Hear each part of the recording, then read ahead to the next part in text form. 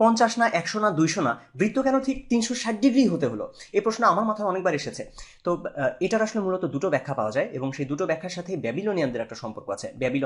এই ব্যাবিলন হচ্ছে এখনকার ইরাক থেকে মোটামুটি আহ, ইরাকের মাঝখানে, আসলে বাগদাদ থেকে মোটামুটি 55 মাইল দূরে এরকম একটা জায়গায়। তো যাই হোক, তো দুটো ব্যাখ্যার প্রথম যে ব্যাখ্যাটা, এটা আমার বেশি প্রিয়, এই ব্যাখ্যাটা আগে বলি। এই ব্যাখ্যাটার সাথে জ্যোতির্বিজ্ঞানের একটা সম্পর্ক আছে। আমরা ইংরেজিতে সবাই মান্থ শব্দটা জানি, টিএইচ দিয়ে তো নর্মালি নাউন বোঝায়, নাউনের একটা সাফিক্স এটা। মন মানে এই জিনিসটা আসলে মুনের সাথে রিলেটেড, মানে হচ্ছে চাঁদের সাথে এটা সম্পর্কযুক্ত, দুটোরই রুট একই। আমরা জানি যে মানডে বলে একটা ব্যাপার আছে, যেটাকে আহ, আমরা বাংলায় বলি সোমবার। এই যে সোমবার আমরা বলি, সোম শব্দটা যেটা, এটারও অর্থ আসলে চাঁদ। তো যাই হোক, মানে মান্থ, এই ব্যাপারটার সাথে চাঁদের একটা সম্পর্ক আছে। এবং তারা খেয়াল করেছিল যে চাঁদ একটা দশা থেকে আবার একই দশায় ফিরে আসতে মোটামুটি 30 দিনের মতো লাগে। মানে হচ্ছে ধরা যাক পূর্ণিমা থেকে সে আবার ঘুরে ঘুরে আবার পূর্ণিমা হলো, এটা হতে মোটামুটি সময় লাগে 30 দিনের মতো। তো এই 30 দিন, এই সময়টাকে তারা একটা 1 মাস বা 1 মান্থ, এটা তারা নাম দিয়েছিল, তারা হিসাব করেছিল। এখন আমরা জানি যে এটা এক্স্যাক্টলি আসলে 30 দিন না, এটা 29.5 দিনের মতো। তো যাই হোক, তখনকার মানুষের হিসাব ছিল এটা প্রায় 30 দিন। এবং তারপর তারা খেয়াল করেছিল যে একটা ঋতু আবার একই ঋতুতে ফিরে আসতে প্রায় 12 মাসের মতো সময় লাগে। তারা ভেবেছিল যে সূর্যটা, তারা তো জানতো সূর্য পৃথিবীর চারপাশে ঘুরে, এরকম তারা চিন্তা করতো। তো তারা খেয়াল করেছিল যে সূর্য পৃথিবীর চারপাশে ঘুরে আবার একই জায়গায় আসতে প্রায় 12 মাসের মতো সময় লাগে। তার মানে তাদের কাছে 1 বছর এটা ছিল 12 মাস, এবং তারা এক একটা মাস চিন্তা করতো 30 দিনে। ফলে তাদের কাছে একটা বছর ছিল আসলে 360 দিনে। এবং আগেকার যে ক্যালেন্ডার, তা সেগুলো আসলে 360 দিনেই ছিল। ফলে ওই ব্যাবিলনিয়ানদের ক্যালেন্ডার, এখন যে পার্সিয়ান ক্যালেন্ডার, সেটাও আসলে 360 দিনে।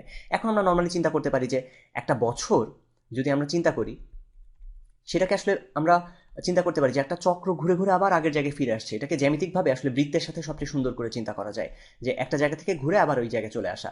এবং একটা বছরকে আমরা যদি 360 ভাগে ভাগ করি, তাহলে আসলে এক একটা দিন পাবো আমরা, কারণ 360 দিনে এক একটা বছর হয়। এবং এই এক একটা দিন, এটাকে যদি আমি অ্যাঙ্গেলের ফর্মে চিন্তা করি, তখন আসলে এগুলোকেই এক একটা ডিগ্রি চিন্তা করা হয়। এই হচ্ছে 360 ডিগ্রি। তো এটা একটা ব্যাখ্যা।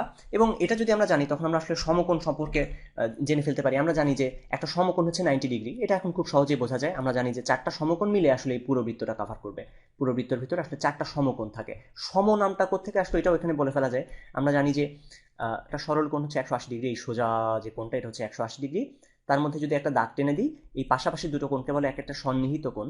এরা গায়ে গায়ে লাগানো, এই জন্য সন্নিহিত বলে। এই সন্নিহিত কোণ দুটো যদি পরস্পর সমান হয়ে যায়, দুটা সন্নিহিত কোণ যদি সমান হয়ে যায়, তখন এক একটাকে বলে এক একটা সমকোণ।